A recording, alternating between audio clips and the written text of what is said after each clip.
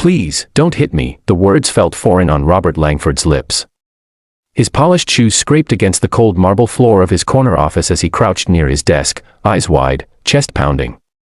For someone who had always commanded boardrooms, steered multi-million-dollar deals, and demanded respect with a flick of his wrist, begging for mercy was a new, terrifying sensation. The man towering over him was no ordinary client. Daniel Harper, a single father, was every bit as tired as he was angry, but the fury in his eyes was raw, visceral, fueled by months of struggle and despair. Daniel's hands were clenched into fists, trembling slightly, and his gaze alternated between Robert and the small figure hiding behind the office door. Robert had underestimated Daniel. That had been his mistake. In his world, people bowed, deals were made, and promises were broken with little consequence. But Daniel wasn't just angry, he had a daughter. A little girl with wide, innocent eyes and a toothy smile that had survived heartbreak after heartbreak.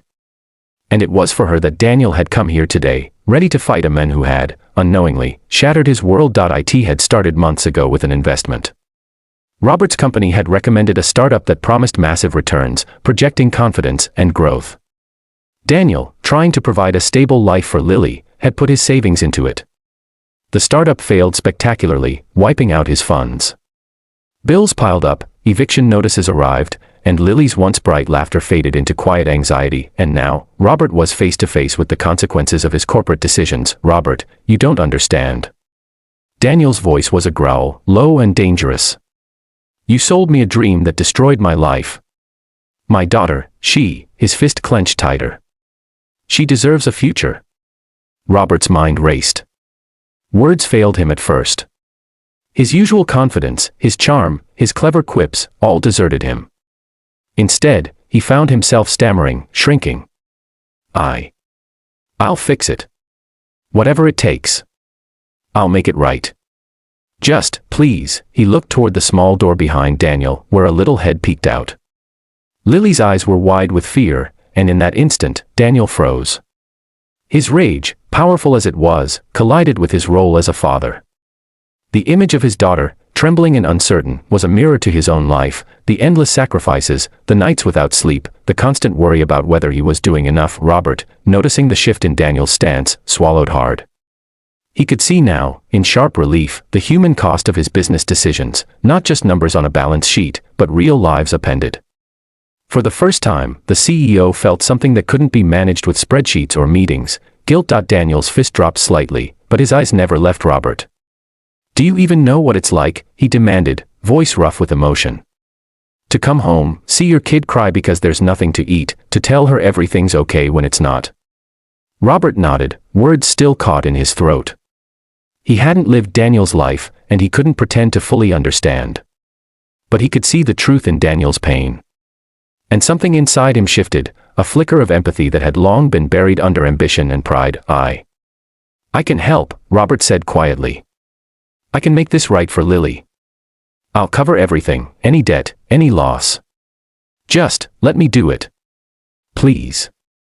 Daniel's shoulders slumped slightly, exhaustion washing over him. He wanted to hit, to yell, to let the fury of months of suffering explode, but the little girl behind him, trusting and scared, reminded him who he truly was. And more importantly, what his fight was really for. "Lily," Daniel whispered, stepping back to scoop her into his arms. She clung to him tightly, burying her face into his shoulder. "It's okay. He'll help." Robert exhaled shakily, his own body trembling from the adrenaline, relief, and shame. The walls of his office, which had always been a fortress, now felt suffocating. The trophies, the plaques, the awards, they meant nothing compared to this moment, this raw, unfiltered human connection. "Thank you," Robert whispered, voice barely audible. "Thank you for not hurting me." Daniel's eyes softened, the anger still simmering beneath the surface but tempered by exhaustion and the weight of responsibility. "Don't thank me yet," he said. "We're not done. You have to prove it. Actions, not words." Robert nodded, a new resolve forming within him. This was bigger than business now. Bigger than pride, power, or reputation. He had been given a chance, not just to fix a mistake, but to learn something fundamental, that success without humanity was meaningless. Over the next hour, the tension in the room began to dissipate. Robert and Daniel discussed practical steps, repayment plans, and strategies to restore what had been lost. But more importantly, they began to communicate as humans, not as adversaries. The dialogue was raw, honest, and sometimes painful, but it was a beginning. Lily, sensing the shift, tentatively stepped forward. She handed Robert a small crayon drawing she had made at home, a house with 2 men and a little girl standing together, holding hands. Robert's eyes misted as he accepted the drawing. It was a simple gesture, but it carried more weight than any contract or legal document. "That's beautiful," Robert said softly. "Thank you." Daniel watched them, a hint of a smile breaking through his fatigue. The fight wasn't over, the recovery wouldn't be instant, but a bridge had begun to form.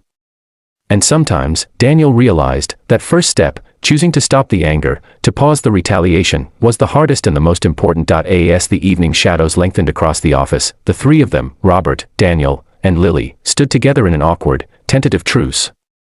It was fragile, yes, but it was real. And for both men, it was the beginning of something neither had expected, a chance to rebuild not just financial stability, but trust, respect, and, perhaps, even friendship. In that room, on that night, power had shifted. Not the power of a CEO, but the power of understanding, empathy, and the quiet, unyielding force of a parent's love. And for Robert Langford, the man who had once ruled the corporate world with iron precision, it was the beginning of a transformation he could never have predicted.